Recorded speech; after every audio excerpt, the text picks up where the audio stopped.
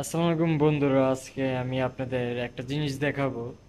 সেটা হলো একটা মোটর দেখাবো আপনাদের। এই মোটরটা দেখে আপনাদের বলতে হবে যে এই মোটরটা কত আরপিএম এর। হ্যাঁ, আমি এই মোটরটার টোটাল কত বেজ আছে, হ্যাঁ, আর এটার কানেকশনটা কিভাবে হবে সেটাও বলে দিব। আহ, আপনাদের শুধু বলতে হবে এইটার আরপিএমটা কত, এই মোটরটা দেখতে পাচ্ছেন সেটা। দেখেন আপনারা খেয়াল করেন, এটা 9টা বেজ আছে এই জায়গায়। যারা আমরা মোটর ওয়েন্ডার টুকটাক কাজ জানি বা এক্সপার্ট লোক, তারাই বলতে পারবো। আর আদার্স যারা মানে বাইরের লোক, তা বলতে পারবে না।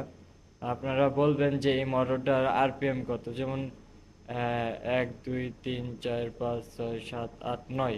এটা টোটাল 9টা বেজ দেওয়া হয়েছে। আর 9টা বেজ দেওয়া হয়েছে, কানেকশন হবে আপনার টপ টু বাটন, মানে ভিতরে আর বাইরের মাথা শর্ট হবে। টপ টু বাটন কানেকশন হবে। এটার আরপিএমটা কত আপনারা বলবেন, ঠিক আছে? আপনারা বলেন, আমি ভিডিও শেষে এটার আরপিএমটা কত আমি আপনাদের বলে দিব, ঠিক আছে? এটা আপনার 6 8 গার্ডে বসানো হয়েছে।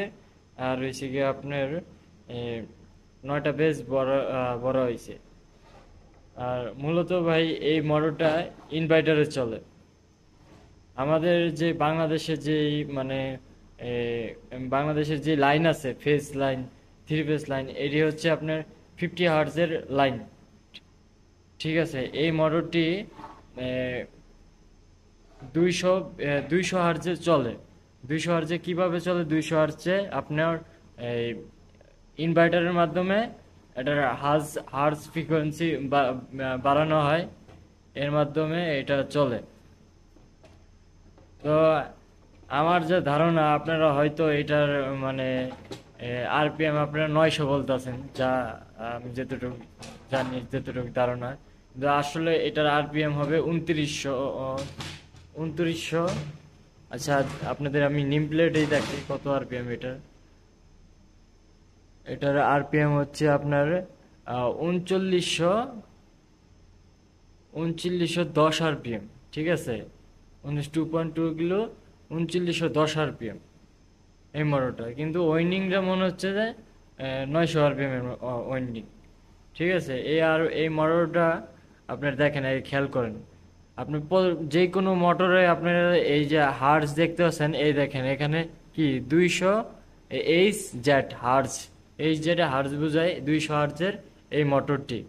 এই জন্য 200 হার্জ দেখা এটা মনে করেন আপনার এই 3910 আরপিএম এ এই মোটরটা চলে, ঠিক আছে? এই মোটরটি, আর এই মোটরটি যে বাইরে থেকে মানে সাধারণ মোটর ওয়েন্ডার বা সাধারণ টেকনিশিয়ান বা যে দেখবে বা মোটর ওয়েন্ডিং দেখে বলবে যে এটা 900 আরপিএম, কিন্তু আসলে এটা 900 আরপিএম না।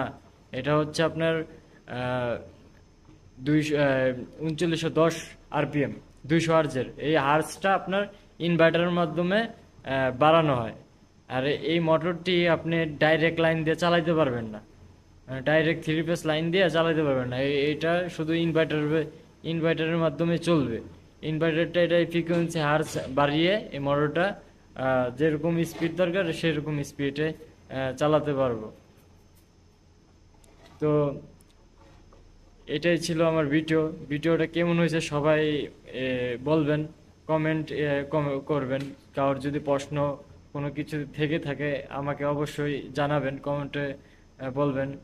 আর আমার চ্যানেলটিকে সাবস্ক্রাইব করে দিবেন এবং ফলো করে দিবেন ফেসবুক পেজটা। আল্লাহ হাফেজ।